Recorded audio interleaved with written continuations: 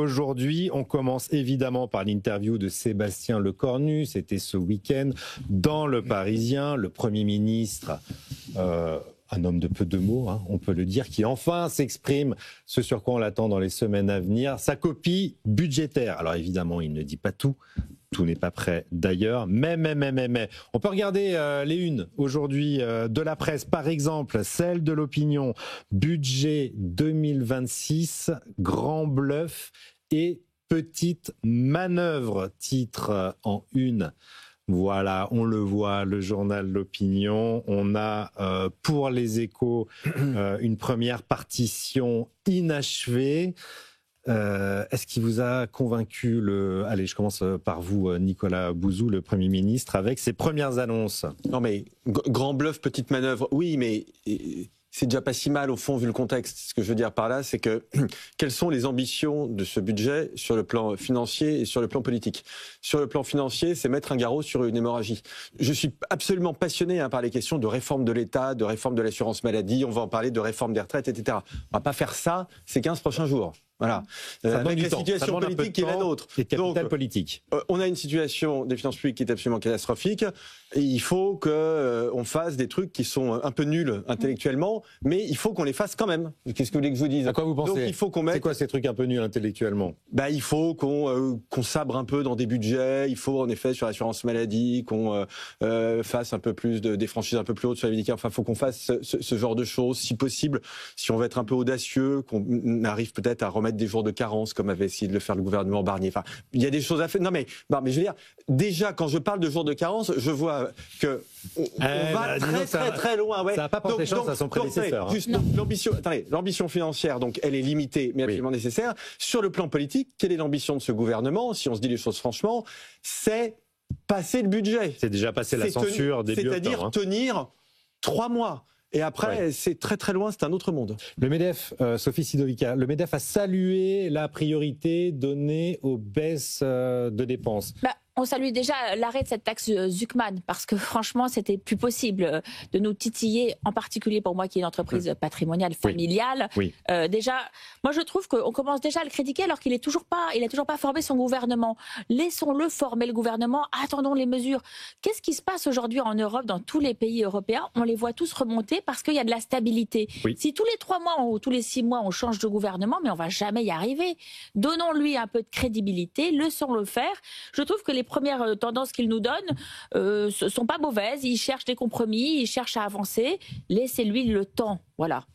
Ludovic de Sauté, il mise beaucoup en termes de baisse de dépenses sur l'État. Oui, le train de vie de l'État. Train de vie de l'État. Donc il brosse un peu l'opinion publique dans le sens du poil. Non, c'est un peu ce que se disent les Français. Non, mais je rebondis sur ce que disait Nicolas très justement à l'instant. C'est-à-dire que cette interview, elle s'adresse pas aux économistes pour l'instant. C'est une interview politique, on va pas se mentir.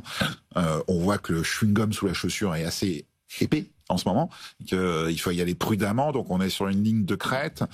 Il envoie des messages. Il envoie un message quand même assez fort au plan politique en disant quand même à la fin ça va être au Parlement de faire le budget quand même. Il le dit. Donc c'est là il implique une méthode. Maintenant on a très peu de temps. Le compte à rebours est lancé. On a des enjeux. On est sous surveillance. La France commence quand même à devenir le mauvais élève européen sur pas mal de facteurs. Donc là l'enjeu c'est d'arriver à sortir un budget. Honnêtement c'est ça la priorité des priorités des priorités. Quitte à laisser avancer le compteur des retraites, des dépenses santé. Les dépenses de santé, si on ne fait rien, c'est 40 milliards d'augmentation dans les 4 prochaines années. C'est plus de 300 milliards en 2029. Et ça, on n'entend pas parler dans cette interview, Laurent Vronsky. Alors, moi, je suis presque d'accord avec ce que vient de dire monsieur. Je pense qu'il manque un mot, c'est un bon budget. Et un bon budget pour la machine économique, qui ne casse pas la machine économique. Par rapport à la question que vous avez posée, je veux dire, les prix ont changé, mais le menu est toujours le même. C'est-à-dire que vous avez 2 courants de pensée aujourd'hui. Vous avez ceux qui pensent qu'il faut stimuler la machine économique et baisser la dépense publique. Et puis vous avez ceux qui pensent qu'il faut faire du transfert, c'est-à-dire qu'on prend de la poche de l'un pour, en clair, enfler le budget, et que ça va résoudre tous les problèmes de la nation. Alors maintenant, vous pouvez mettre tous les premiers ministres du monde. Je veux dire, ça ne change rien parce que finalement, ça va se décider au Parlement. On sait qu'il n'y a pas de majorité, donc la question, c'est pas de savoir ce que M. Lecornu va proposer ou pas proposer, c'est savoir ce qui va être accepté.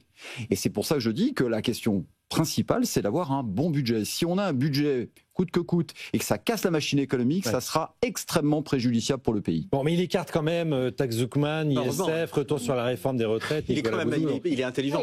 Oui. Non, mais je veux dire, pardon, non, mais la taxe Zuckman. Alors, taxe Zuckman, d'ailleurs, je suis un peu mitigé là-dessus parce que je pense que nous avons perdu la bataille de l'opinion, en réalité. C'est-à-dire que la taxe Zuckman, elle est plébiscitée par un grand nombre de Français. 86% et des Français. qu'on n'a pas bien su expliquer en quoi c'est quelque chose d'absolument mortifère pour notre économie. Je pense, pardonnez-moi, chers amis, mais que pas vous, hein, bien évidemment, mais que les dirigeants d'entreprise sont arrivés trop tard dans cette bataille. Moi, je veux dire, on est quelques-uns quand même. Je pourrais vous citer des noms, Olivier Babot, etc. On s'est senti un peu seul quand même au début sur ces affaires-là. Donc, là, il y a une grande mobilisation. Oui, mais ça vient tard. 13 octobre, mais enfin, grand rassemblement du MEDEF. Ok, mais enfin, bon, tout ça, moi, je pourrais m'en sortir quand même. On est un peu dans le désert parfois, et on aimerait bien que c'est quand même les chefs d'entreprise qui sont les mieux placés pour expliquer, et notamment évidemment à capitaux familiaux, pour expliquer le danger mortifère de ce genre de taxe. Donc sur la taxe Zuckman, le Premier ministre est quelqu'un d'intelligent, donc il n'a pas envie, même s'il sait bien qu'il faut faire des compromis qui ne seront pas tous génialissimes du point de vue économique, il n'a pas envie de casser l'économie française. Pareil pour l'ISF, même si c'est vrai qu'à côté de la taxe Zuckman, l'ISF ça paraît presque bien maintenant parce qu'on sort d'une période qui était c'est ça, délirium. proposé par le MODEB, membre du socle commun, qui sont reçus. Moi à j'ajoute midi, quand même une difficulté politique, si vous le voulez bien, qui me semble tout à fait cruciale.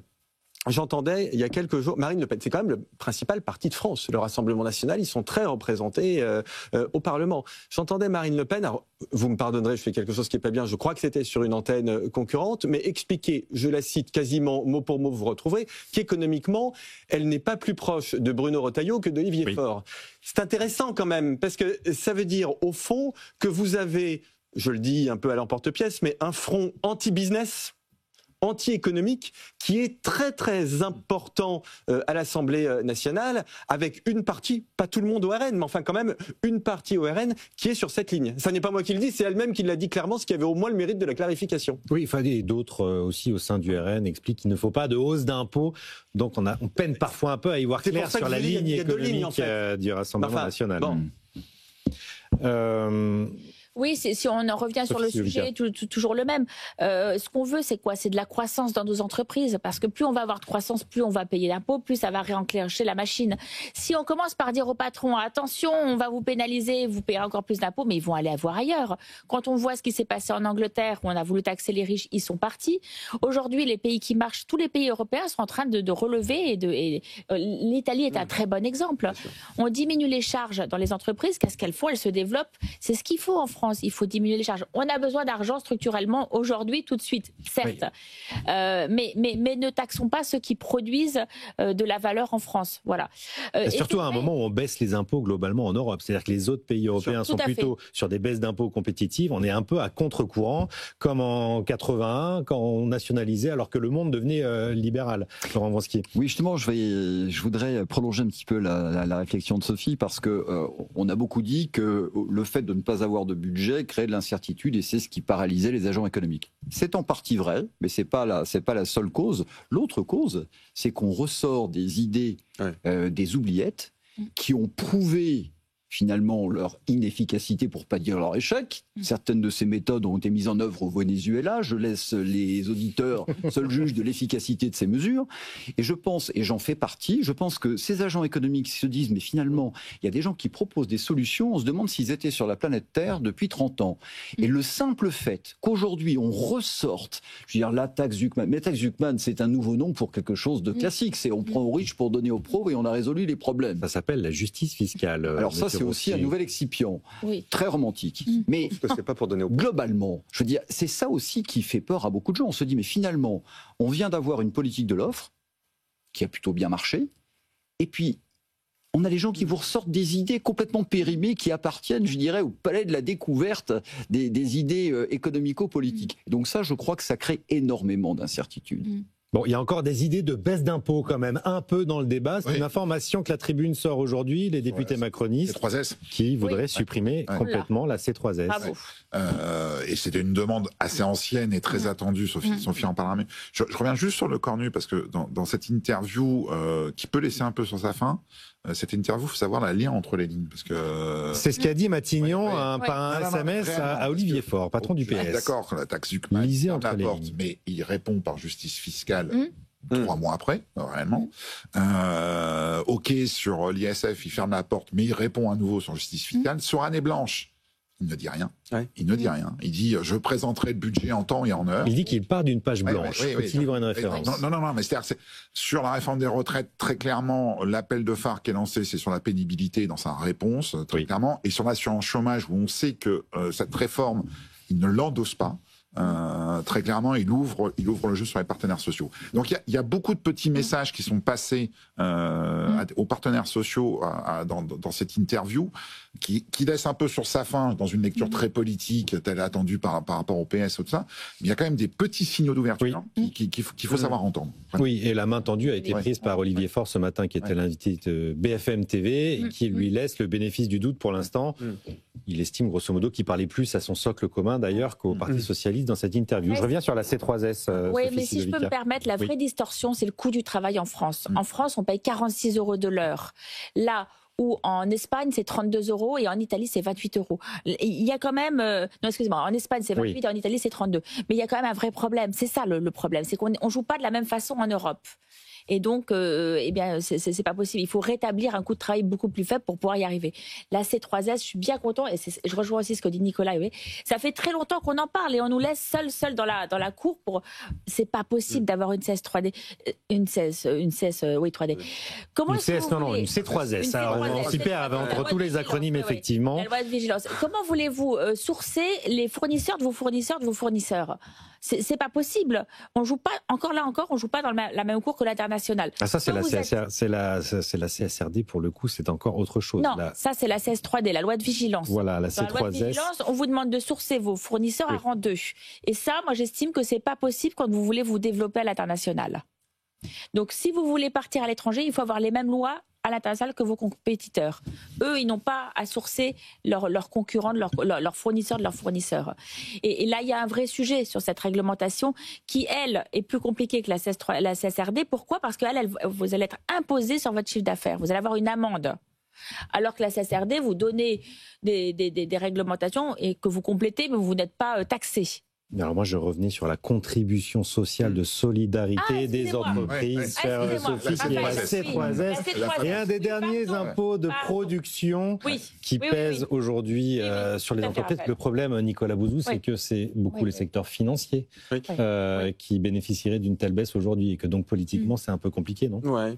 Enfin, il est quand même vraiment établi que ces impôts de production sont néfastes pour l'économie française. Là, il n'y a pas beaucoup de consensus. Il faut rappeler pourquoi. Les économistes, mais il y en a quelques-uns, parce qu'en fait, ce sont des impôts qui sont indépendants des résultats de l'entreprise. C'est des impôts qu'on paye au premier euro et qui pénalisent très directement la compétitivité et l'investissement, si vous voulez. Donc là, l'idée, pour le coup, qui consisterait même à dire quelque chose auquel je suis pas très favorable d'habitude, mais qui consiste à dire on essaie de trouver une assiette plus intelligente, même ça, c'est quelque chose qui peut se défendre, si vous voulez. Voilà.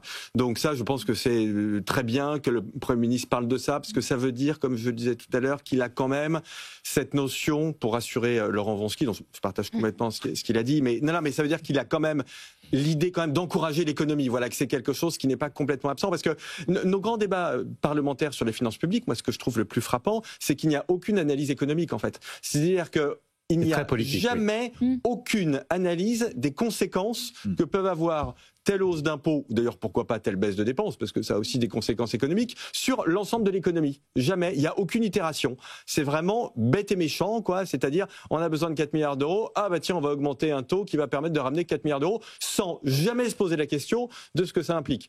Confère les questions de fiscalité sur les dividendes, par exemple, où on fait comme si... Bon, on peut aller jusqu'à 100%. C'est juste, si on ne le fait pas, c'est juste pour pas trop fâcher les dirigeants d'entreprise ou les actionnaires. Non, en revanche, il y a des conséquences économiques derrière tout ça. Sur la C3S, peut-être pour comprendre, qui est vraiment, on va dire, qui est un impôt qui touche énormément le secteur industriel. Donc vraiment un outil de production. C'est à peu près, ça rapporte 5 milliards par an, en gros, donc juste pour situer. Et c'est un impact très très concret sur le coût horaire français, qu'on est en train de payer très lourdement, par exemple, dans le secteur automobile. Honnêtement, les usines françaises se mettent à l'arrêt une à une. Il y a un chômage technique qui a été déclenché là à Poissy pour quasiment 3 semaines en octobre. Quand on voit le coût horaire des usines en France, je parle par rapport au plan européen, je parle par rapport à l'Asie, La France est en train de décrocher.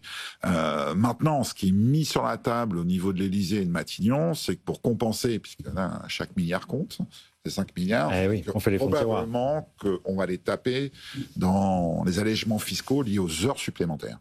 Donc ça va être... Donc c'est de la tuyauterie encore. On reste quand même dans la tuyauterie. Hein. C'est-à-dire que, attention, parce que c'est...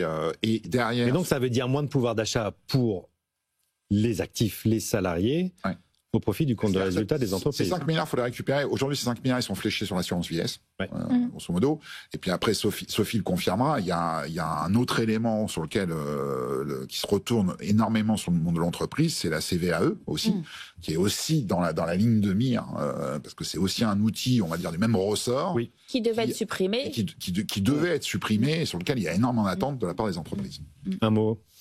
Alors justement, moi je parlais des vieux démons. Alors par rapport à ce que dit Nicolas, ce que vous venez de rajouter, je veux dire, on est vraiment dans un système de fiscalité quantique. Hein. L'ancien étudiant en physique que je suis, quand on sait où on est, on ne sait pas où on va, et quand on sait où on va, on ne sait pas où on est. C'est-à-dire que ça change tout le temps. La CVAE, c'est le scandale absolu. C'est-à-dire que les auditeurs n'ont pas besoin d'avoir fait l'ENA. Hein. Je veux dire, il y avait une taxe qui s'appelait la taxe professionnelle, qui était une taxe, je dirais, au panthéon des taxes imbéciles. Je pense qu'elle avait la place numéro 1. C'est-à-dire que plus vous investissiez dans votre outil industriel, plus vous étiez taxé. Donc il n'y a pas besoin vraiment d'être un fin économiste pour se dire qu'évidemment c'est un vrai tue-l'amour. Donc arrive un président de la République qui dit on va la supprimer. Alors tout le monde est là, on sort le champagne, et finalement cette taxe n'est pas supprimée, elle se réincarne. Et elle se réincarne en 2 taxes. Donc une taxe qui est assise sur le foncier, auquel, globalement, personne n'a jamais compris comment elle était calculée, et une taxe sur la valeur ajoutée. C'est-à-dire que la valeur ajoutée, ça veut dire que plus vous produisez de valeur, plus vous êtes taxé. Ah oui, plus ça veut dire que plus vous êtes riche, donc ça, proportionnel ça veut dire... à la contribution, non Alors ça, effectivement, c'est la logique, sauf que, si vous voulez, ce que ça veut dire, c'est que finalement, il vaut mieux être le dernier de la classe que le premier. Donc, c'est un enjeu de compétitivité et également d'incitation à l'investissement. Je veux dire, qui a un cerveau normalement constitué, va investir massivement dans un outil de production qui va produire de la valeur ajoutée pour payer plus d'impôts. Ça n'existe que dans les rêves les plus fous de nos dogmatiques fiscaux. Maintenant, une dernière chose concernant la justice sociale, parce que ça, il y a des modes en France. Hein. Alors là, maintenant, il y a de la justice sociale à toutes les sauces. Mais dans le débat public, on a parlé de justice sociale, tout le monde doit payer le même pourcentage d'impôts. Moi, je suis d'accord. Je veux dire, être pour la justice fiscale, c'est comme être pour la paix dans le monde. Il n'y a pas besoin, si vous voulez. En plus, moi, je suis patron de PME, je ne peux pas optimiser partout. Mais la justice fiscale, c'est aussi de s'assurer qu'il y a des gens qui perçoivent des aides de l'État, quelles qu'elles soient, sociales ou autres, qui les méritent vraiment. On commence tout juste à aborder le sujet de fraude sociale. Je rappelle qu'il n'y a encore pas si longtemps, c'était un gros mot. Non, il y a des gens aujourd'hui qui perçoivent de l'argent public et qui n'ont pas à le percevoir. Donc ça aussi, c'est de la justice fiscale et sociale. Une transition parfaite.